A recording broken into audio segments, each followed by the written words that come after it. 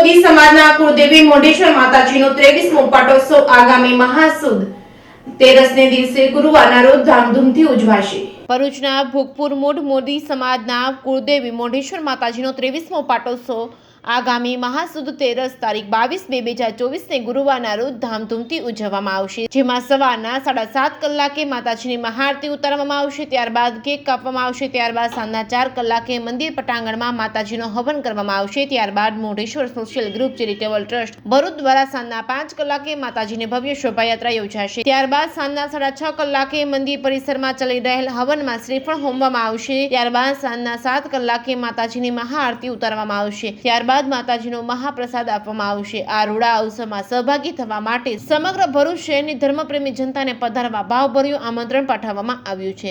Reporting by Ketan Mehta, Bharuch. Shri Modheshwari social group charitable trust દ્વારા છેલ્લા 22 વર્ષથી સતત મોઢેશ્વરી કુળદેવી મોઢેશ્વરી માતાના પાટોત્સવ નિમિત્તે આપણે શોભાયાત્રા અને મહાપ્રસાદીનું આયોજન કરી રહ્યા છે।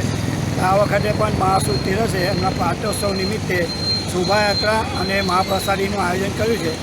થોડું સ્થાનમાં બદલ કર્યો છે। આ વખતે મહાપ્રસાદી મોઢેશ્વરી માતાના મંદિરની સામે સાંઈબાબા સોસાયટીના કોમન પ્લોટમાં રાખવામાં આવશે, નંદેશ્વર મહાદેવની બાજુમાં। તો મોટી સંખ્યામાં જ્ઞાતિજનોને ખાસ ઉપસ્થિત રહેવા વિનંતી।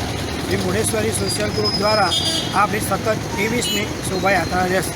શ્રી મોઢેશ્વરી માતંગી માતાનો પાટો ઉત્સવ મહાસુદ તેરસ તારીખ 22/2/2024ને રોજ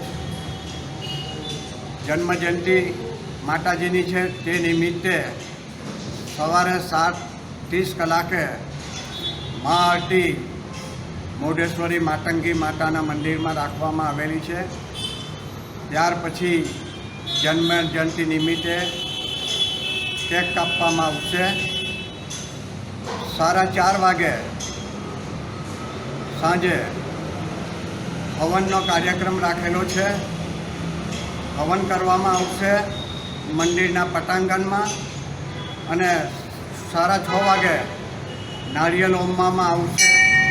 પછી 7 કલાકે ફરીથી માતાજીની મોઢેશ્વરી માતાની મહાઆરતીનો કાર્યક્રમ રાખેલો છે। ત્યારબાદ વિવિધ પ્રોગ્રામ અમે રાખેલા છે, તે મુજબના કાર્યક્રમો રહેશે।